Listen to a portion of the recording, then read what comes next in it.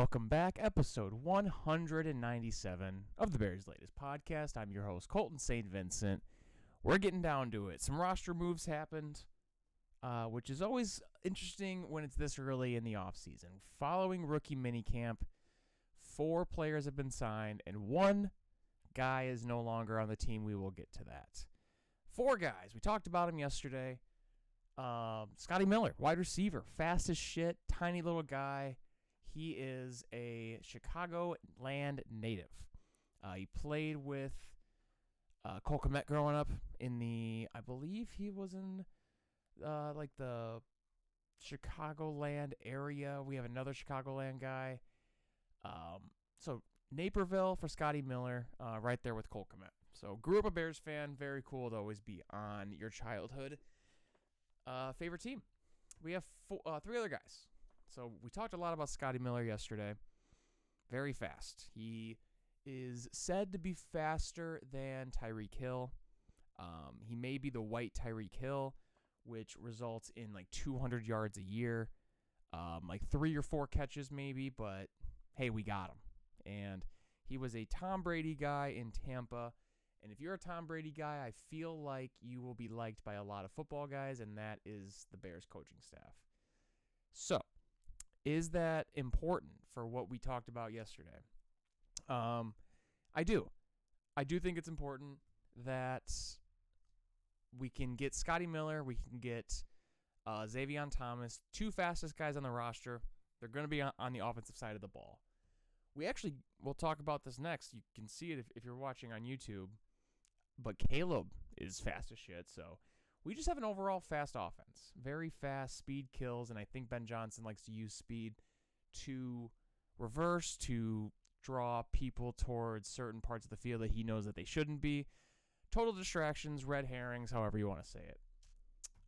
3 other guys. Kyron Hudson, wide receiver, linebacker, Wayne Matthews III, and John Radigan. I'll give you a quick little rundown here on what we got. Reading up from Jacob Infante at Windy City Gridiron. Go give him a read. Great follow. We will start off with Kyron Hudson. He was a wide receiver at USC. Overlapped with the Bears' starting quarterback, Caleb Williams. You might have heard of him. He was at USC from 2022 to 23. Not the best stats. He redshirted before that and then transferred to Penn State for his senior year in 2025. He only had 23 catches for 288 yards and 2 tutties. And according to the wide receiver impact score, he was the 294th best wide receiver in college football out of 370 qualified players. So it kind of seems like a depth piece, kind of seems like a practice squad guy, but it's a guy that we have a connection with Caleb. There's obviously some camaraderie.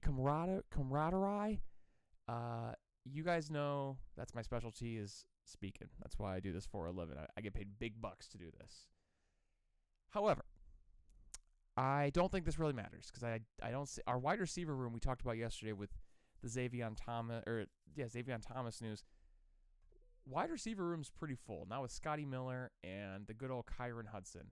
It kind of seems like more of USC connection, Caleb Williams connection, and there's a story every year somewhere in the NFL of guys like this that make an impact. So you really can't poo-poo any of these names, but wide receivers not too exciting. Other 2 guys we're going to talk about, linebackers. We saw it last year. We were down to our 8th, 9th, and 10th string linebackers. So getting 2 guys, you just gotta see what they got. So next up, Wayne Matthews III. He played at Powerhouse Old Dominion, and then transferred to Michigan State, and was kind of a rotational guy in 2024. Started in 2025, and was an honorable mention All Big Ten. Impact score ranked him 162nd out of 395 linebackers in college football. And it's worth noting he came in at number 42 back in 2023. So he played well at Old Dominion. Maybe it was a scheme fit. Maybe it was a opponent skill issue, but he was like a top 50 linebacker in all of college football in 2023. 395 guys qualified last season, so if you're 42nd out of 395, it's pretty damn good. And so that's a name that I think is actually super interesting. Wayne Matthews III. Probably going to start off in like the practice squad or buried in the depth chart, but just someone to keep an eye out. That's the beauty of this time of the year. You get to meet guys like this. And our final guy, John Raddington, linebacker from Tennessee. So I'm very interested. This is another guy that seems like very athletic, very quick to the ball. Who knows how big he is, but again, guess what? Naperville. The dude is from the Chicagoland area. He's coming over from the Seahawks, so he's played 5 seasons before this and had a tackle last year for the Seahawks. So that tackle is going to go a long way next season. John Radigan, Rhattigan Radigan, Naperville native, Chicago Bear fan growing up. I think people just start saying that just to hope to get a job one day. But the sad news from today is fan favorite wide receiver Squirrel White. That's right, Squirrel White was a guy that everyone was going for. He's out of Tennessee. Big dude. Everyone loved to hang out with him, I guess. Very nice, very high energy, smile kind of guy. Now, earlier in the day today, Courtney Cronin, Bears reporter, reported the news that the following player was placed on the reserve/retired list. That was Squirrel White. Then she follows up, regarding Squirrel White's abrupt retirement, he was walking into the Walter Payton Center and past Courtney Cronin, and she says that he was exiting the practice field with a trainer towel over his head, and it was during stretching. He did not return to practice. That's the last time he was seen by the main Chicago Bears reporter. That's tough. That is a tough report to hear, because if the dude is as likable and as nice as everyone says he is, and he's got that name, that's somebody that could be around in the NFL for a while. And if he's retiring before his first camp, he was invited to rookie mini camp. He didn't even get to cuts. And it was during stretching. I would assume his legs, arms, his torso might just fall apart and come apart as pieces like a Lego set, because there's no other reason that I can think for Squirrel White to retire before he even started. So let me know what you guys think of these updates. Like I said, it's mostly depth pieces, but if you see a guy like Wayne Matthews III making a tackle, boom, you hit him. You hit your friends with some fun facts that the dude was a beast at Old Dominion. How about that? And then everyone's like, damn, that guy's really cool. He knows that. That guy's like really sick and handsome and smart. That's usually what I'm going for. Other news, we had some next-gen stats come out. Advanced Analytics and Ian Hartitz points out that Caleb Williams pretty fast. So top 5 overall sprint speeds for quarterbacks in the 2025 season. Caleb's got 4 of them. First, second, fourth, fifth. He tops out at 21.01 miles an hour. Now, how fast is that? Great question. It's faster than all of the tight ends that ran last year. It is right up there with some of the wide receivers. Christian Watson on the Packers is known for being the fastest guy out there every single time he's on the field. And he only ran 21.61 miles an hour. So half mile an hour faster than Caleb. And Caleb is a quarterback whose hamstring has yet to disintegrate like Christian Watson's has. So it's pretty exciting to see something like this, because that's a trait that nobody really talks about when it comes to Caleb, is his pure speed. You always hear about his athleticism and how flexible and strong he is, but you don't really see the speed because no one talks about him like a scrambling quarterback. And the dude's fast as shit. He's slightly fat. He's a slightly slower Christian Watson. He's got like starting running back speed in the build with a rocket cannon of an arm in the build of a quarterback. So in case you guys wanted to think, hey, do we have our guy and you just would need more evidence, I'm going to keep looking stats like this up to keep assuring myself, yeah, that's our guy. This is the guy of the future. We've never had this guy. Imagine Justin Fields, but good and like talented and can throw a football. Other news. We had Adam Schefter. He was on the Pat McAfee show, and he says, quotes, "My guess is that it will be the Bears in Seattle for the Wednesday night opener against the Seahawks in Week 1. We were talking about this a couple times, but I don't really see why Shefty would go on a big ESPN show on a program and really show that or sort of project his thoughts and feelings unless he knows something.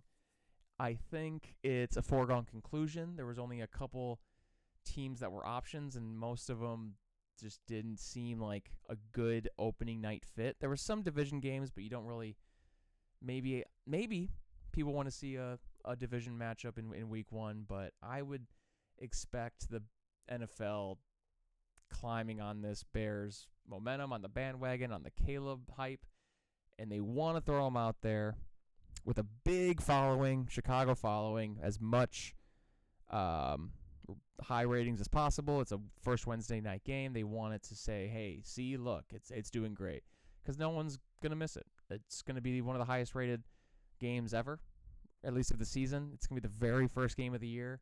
Whether the Bears play or not, it's one of the highest rated games ever. So the Bears in a big market like Chicago and the Seahawks with a big market in Seattle, defending champs, makes too much sense. It's a couple things on it. It's a little interesting because that is the only game that the Bears have on the road in the West Coast. If they play Week 1 opening night on a Wednesday, they'll have 10 days in between Wednesday game and in Week 1 and then their Sunday game in Week 2. And if you only have one game in the West Coast time zone, get it over with. Get it done with in Week 1, and then you just have 10 days to recover. It kind of negates the travel effect and sort of the overall headache of the West Coast games. So I would prefer this. This is the best case scenario. I think the Bears would definitely catch a break.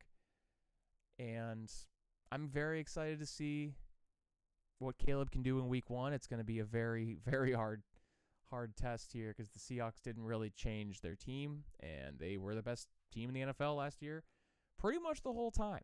The only reservations were Sam Darnold, and now he's a Super Bowl winning quarterback. So for the rest of time, that team is just going to be the team. The defense, the guy, the franchise. It's every time they go on these runs as a franchise, they build it by defense, and then they hit on a quarterback that's either down and out or sort of a Russell Wilson 4th-round pick type. So very exciting. Last 10 years, the Bears are 3-7 in Week 1. Our only wins are against the Titans, the Niners, and the Lions. So since 2020, we have 3 wins, but we have lost a lot. Why do I bring this up? We lost last year 2-9. We lost to the J.J. McCarthy in the Sunday night game against the Vikings, and the season turned out great.